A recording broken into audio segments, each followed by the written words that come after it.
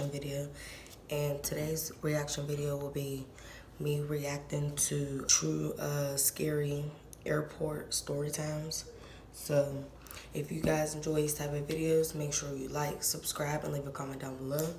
And yeah, y'all, let's get straight into it. But no, before we get into it, I want to talk about my nails.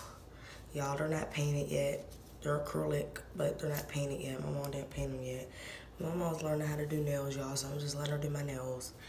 And, yeah, y'all, I just woke up, so let me make sure I don't look all crazy on camera.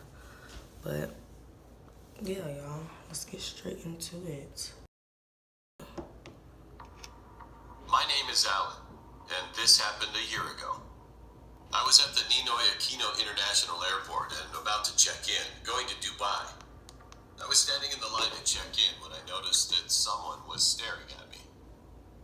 It was a girl. She seemed like an ordinary girl at first, but then I noticed that her eyes were odd. They were open, very wide. She was smiling at me, but her smile was kind of annoying and crooked. I got creeped out, so after I was finished checking in, I quickly went through immigration and headed to the flight gates. Before going to the gates, I stopped at the restroom, and while I was urinating there, I could hear someone faintly whispering outside. I could tell that it was a girl's voice. When I finally walked outside, I encountered the same girl who I had met at the check-in line. She was just standing there. But then, I saw scissors in her pocket. I quickly pushed her, ran away, and hid from her for a while. Right? 30 minutes later, I barely arrived at the gate. And guess who arrived at the gate? Right, the same girl was there again. She was literally stalking me the whole time. Right then, I was terrified.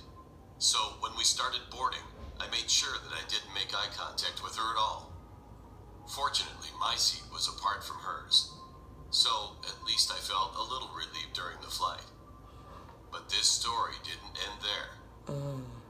When I arrived in Dubai, I quickly got out of the airport and headed to the currency exchange counter. While I was exchanging my money, I looked around several times, but there was no sign of her anywhere. I quickly grabbed my money, but the moment I turned around, my heart dropped. The same girl whom I'd met at the airport was there. She was staring at me, holding scissors. But this time, she started twitching bizarrely. Her smile became bigger and even scarier, and she was walking toward me, closer and closer. It was almost 2 a.m., and there was nobody else around in that area. I had no choice but to run, so I dashed quickly away and started searching for a taxi to get to the train station. Just then, I realized that the girl started to speed up to chase after me.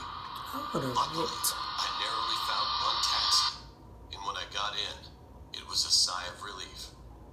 When I glanced out the back window, the girl was standing there and was staring straight into my eyes. After 2 weeks, I went back to Manila. Of course, I didn't see her anymore after that night. However, the memory of that girl has been haunting me to this day. I haven't been able to forget her face. See, y'all, I got a lot of things to say about that video. First of all, why didn't you report this to anybody? Why didn't you report that? First of all, if I'm getting stalked by somebody in the airport and there's security, there's workers, there's people in there, there's no way I'm just gonna keep that to myself. I'm not. I would have went to an authority and been like, there's this strange lady that's been following me this whole time. I left from, a city. She got on the same plane as me and has been following me since I've been at the airport, since this morning. I would have, been completely, aware, or I would have been, cautious enough to just think, okay, well, if this woman is following me and there's police and there's security in this airport, which every airport has, then I'm gonna tell authorities. And then he's a grown man running from a girl. That's pathetic. I would have been, even if I was female and some female was following me like that, I would have had to square up with this hoe. Like, what?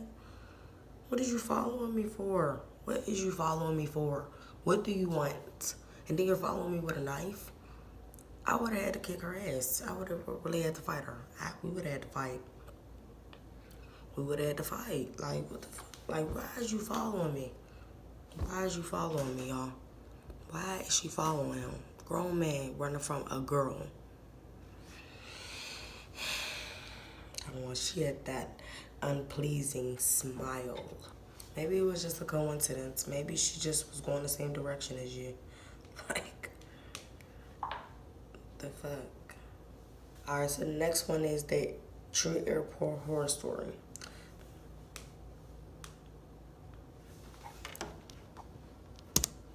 It was the spring of 2017.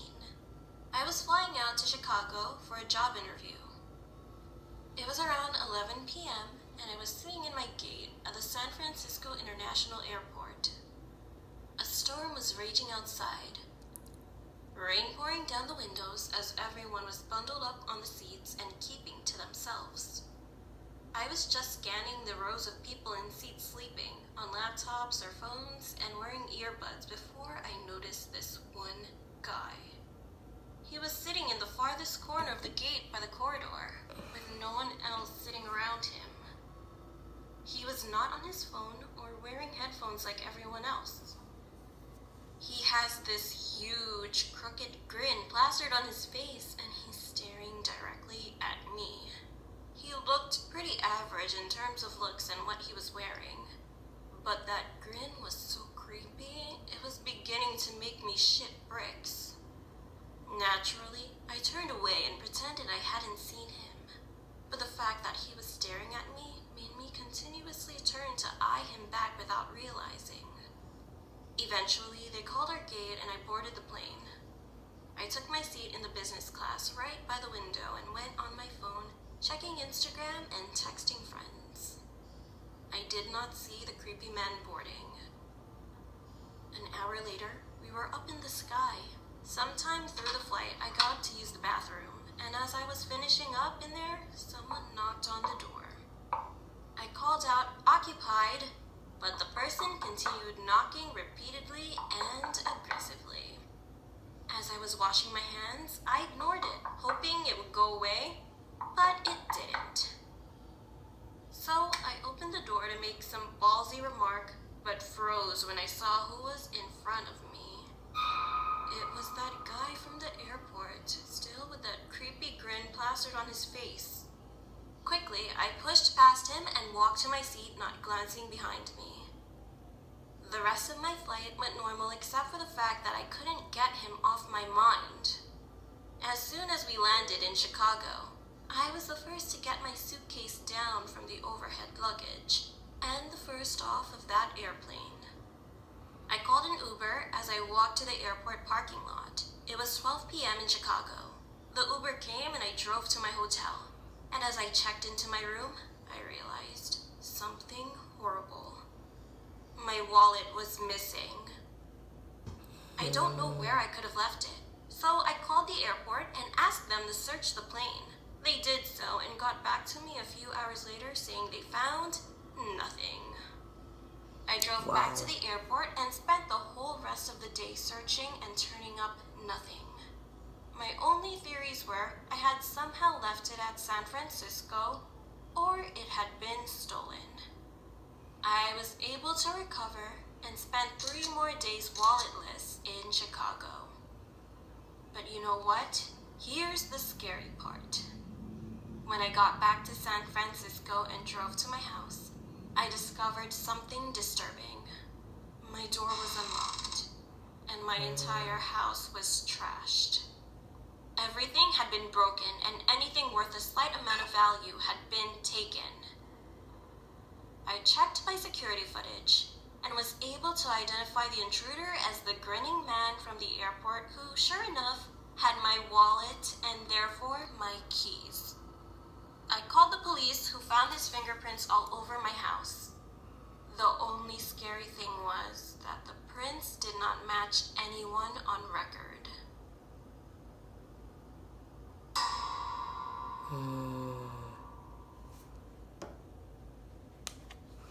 See, that's creepy.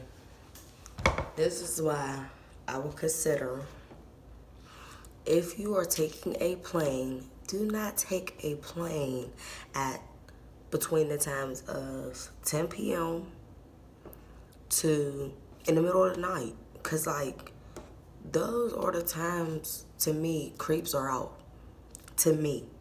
First of all, if I'm taking a plane, I'm taking a good thing early in the morning, 6, 5, 7, 8 in the morning. That's number one. I never thought or ever would think to take a plane at the middle of the night. That's just dumb.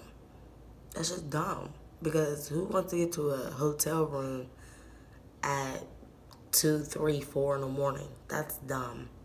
I don't want to do that. I would rather get there in the afternoon where, you know I see, where I'm going. Daytime. But y'all gotta watch out for stuff like that. Especially if, like she said, he looked at like a businessman. So they found his stuff, his fingerprints. They found, she seen it on the camera, what he looked like, but there was no trace of him. So that tells me that he, like they just showed, he must have worked for, a company that does stuff like that. So you gotta watch out for stuff like that, because people are slick and creeps. People are creeps. Y'all gotta be aware at all times. That's why I said in my last video, it's important to carry around mace, sometimes a taser, but also you gotta think, in the airport you can't have that stuff in there. So even if you can't have that type of stuff in there, make sure you got you a pencil in your bag, something to protect yourself, because people are weird, and it's getting more weirder and more weirder as days and, time's going on. It's just getting worse. So y'all just be aware, just be cautious, just look for your surroundings, look around where you're at, pay attention to who's around you and why they're around you, and you know what I'm saying? Just pay attention. So I hope y'all enjoyed this video. Make sure you like, subscribe, and leave a comment down below. And yeah, y'all, I'm out.